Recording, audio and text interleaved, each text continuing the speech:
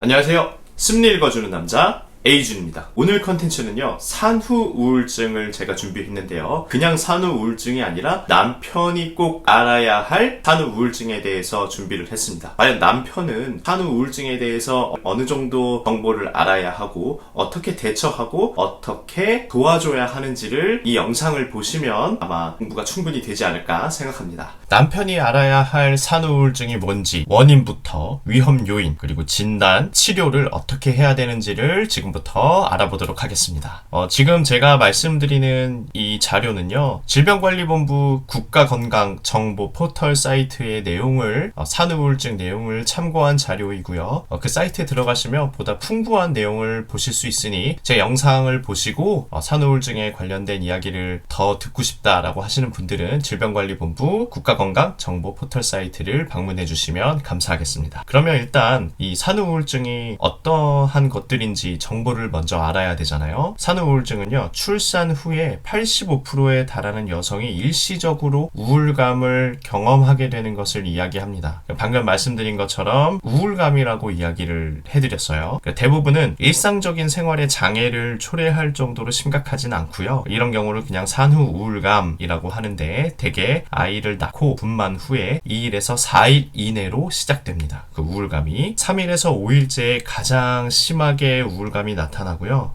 그리고 2주 이내에 다시 원래 정상 범위로 돌아옵니다. 대부분의 경우에는 그냥 가만히 놔둬도 자연적으로 그 우울감이 호전돼서 없어지지만, 이것이 산후 우울증으로 이행되는 경우들이 있어요. 그래서 우울, 짜증, 눈물, 불안 및 기분 변화 등의 어떤 증상들이 있을 수 있는데, 이런 것들이 85%에 달하는 여성이 생겼다라고 말씀을 드렸는데, 그 중에 10%에서 20% 정도의 산모들이 치료가 필요할 정도의 우울증이나 정신병을 경험하기도 하는 것을 이제 우리가 산후 우울증이다라고 이야기를 할 수 있습니다. 그러면 이런 산후 우울증이 걸리는 원인은 무엇일까요? 원인이 몇 가지가 있는데요. 하나는 생물학적으로 뇌 신경 전달 물질의 불균형이 와서일 수 있습니다. 그리고 산전, 산후의 급격한 호르몬의 변화 때문에 산후 우울증이 갑자기 찾아오는 경우, 그러니까 신경 전달 물질의 불균형하고 호르몬의 변화 때문에 갑자기 우울해지거나 불안 증세를 일으킬 수 있습니다. 그런데 이 심리적인 원인이 두 가지가 있어요. 아이의 양육으로 인하는 피로나 수면 장애, 충분치 못한 휴식이나 스트레스, 그리고 바뀌어버린 그 어떤 생활상의 환경들이 있죠. 그것들이 변화되면서 스트레스를 일으키는 것이 원인이 될 수 있고요. 아이 양육에 대한 부담과 걱정 때문에, 그리고 신체상의 변화로 인한 불안감이 가장 큰 원인일 수 있습니다. 제가 산후 우울증이 있는 사람들을 상담했을 때 가장 큰 원인 중에 하나는 수면 장애였어요.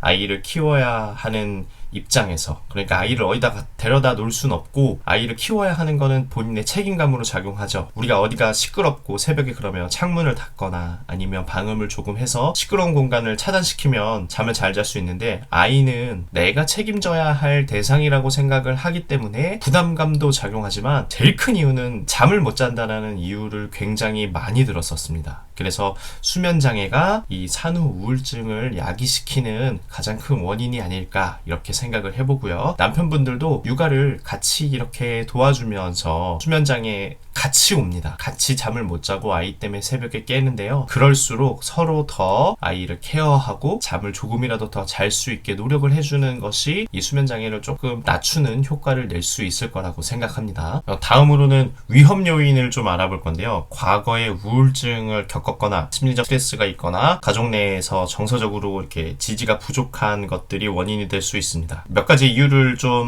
말씀드리면, 우울증이나 불안증 등 가족력이 있는 경우, 그리고 배우자나 가족 혹은 친구들로부터 이렇게 정서적인 도움을 받지 못하는 경우, 그리고 배우자와 사이가 좋지 않은 경우, 아이의 건강이나 기질 등의 문제로 육아에 어려움이 많은 경우들, 위험 요인이 굉장히 많은데요. 그 중에서 정서적으로 지지받지 못 못한 상황에 대해서 말씀을 드렸는데, 그래서 남편이 알아야 한다라는 말씀을 드리는 겁니다. 그러면 남편이 알아야 할 산후 우울증에서 어떤 증상들이 일어나는지를 조금 살펴볼게요. 이 질병관리본부의 자료를 참고했는데요. 이 증상을 모두 다 읽어드리겠습니다. 계속적인 피로를 호소하고 무기력하며 모든 일에 관심이 없고 의욕을 상실한다. 두 번째, 산후 우울감이 2주 이상 지속되며 기분 변화가 심하다. 매사에 쉽게 짜증을 낸다. 잠을 이루지 못하거나 지나치게 잠만 자는 모습을 보인다. 기억, 집중력 및 논리적인 사고에 어려움을 호소한다. 주위에서 자신을 돌보지 않음을 불평한다. 식욕이 현저하게 떨어지고 성욕을 상실한다. 사소한 일에도 울적해하고 슬퍼하거나 눈물을 흘린다. 원인을 알 수 없는 막연한 불안감에 사로잡혀 항상 초조한 모습을 보인다. 기분 변화로 인해 다른 사람과 이야기할 기분이 나지 않는다. 원인을 알 수 없이 어딘지 모르게 몸 상태가 좋지 않다. 이렇게 산후 우울증을 앓게 되면 몇 가지의 증상들이 있습니다. 이 증상들을요, 제가 이렇게 말씀드린 것처럼 남편분께서, 배우자분께서 확실하게 체크를 해주시고 현재 산후 우울증을 겪고 있는 것인지를 체크해 볼 필요가 있습니다. 방금 말씀드린 산후 우울증 증상이 내 아내에게 조금 몇 가지 체크 항목들이 된다라고 생각하시는 분들은 병원에서 진단을 받을 수 있는데요. 진단은 두 가지의 방법을 통해서 진단을 받을 수 있습니다. 하나는 면담을 통해서 진단받을 수 있는데요. 면담은 보통은 이제 배우자와 산모 이렇게 모셔서 같이 이야기를 나누면서 어디가 불편한지, 지금 현재 상황은 어떤지 등을 체크하는 것을 면담이라고 이야기합니다. 또 하나는요, 평가척도인데요. 이거는 이제 심리검사처럼 산후 우울증이 있는지를 객관적인 수치로 이렇게 체크해서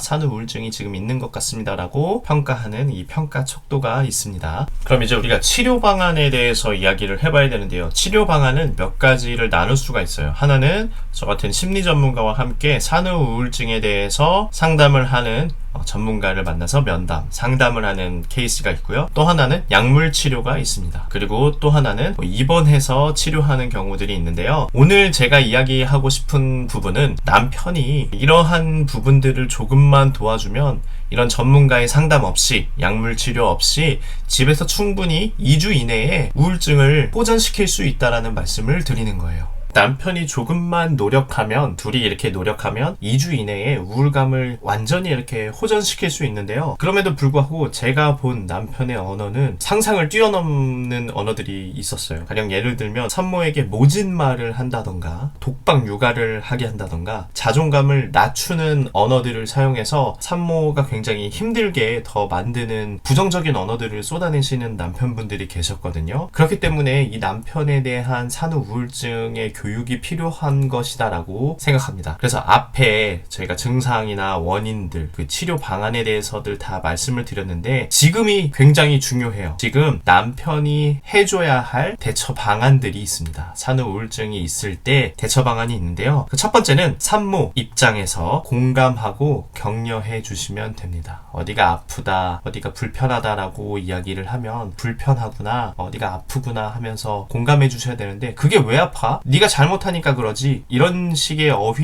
언어들을 굉장히 많이 사용하시는 경우들을 제가 본 적이 있어요. 그래서 그렇게 하지 마시고 공감하고 격려해 주시고요. 그 다음에 산모가 규칙적인 생활 리듬을 가질 수 있도록 이렇게 건강하게 같이 운동해 주시면 좋을 것 같아요. 그리고 신생아를 돌보는 일, 그러니까 독박 육아를 맡기지 마시고요. 조금은 쉴 수 있는 시간을 두고, 그리고 같이 쉴 수 있다면 배우자와 단둘이 시간을 가질 수 있도록 아이를 믿고 맡길 수 있는 사람들에게 잠시 맡겨두고 두 분이 조금은 이렇게 리프레시하는, 힐링하는 시간을 가지는 것도 굉장히 좋습니다. 그리고 대화에 참여를 시키고 주의 깊게 이야기를 경청해 주셔야 해요. 오늘 회사에서 있었던 일 혹은 다른 사람들이랑 이야기할 때 산모는 아기를 보고 있으니 그 대화에 낄 수가 없거든요. 그럴 때 넌 몰라도 돼, 아니야 이거 회사 일이야, 이런 식으로 넘기듯이 산모가 이 대화에 자신은 버려졌구나 라고 생각하지 않게 남편분께서 계속 도와주시면 좋을 것 같아요.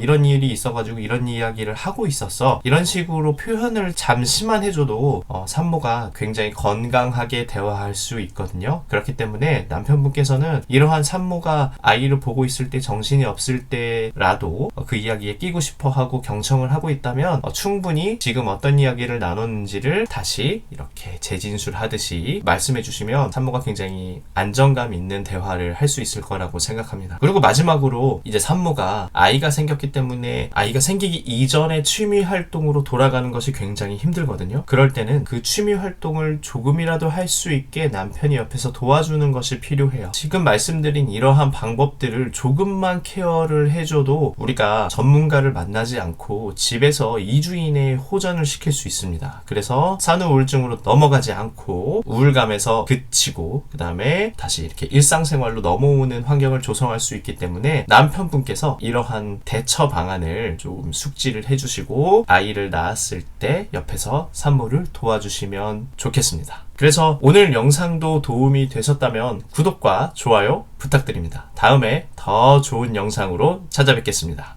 감사합니다.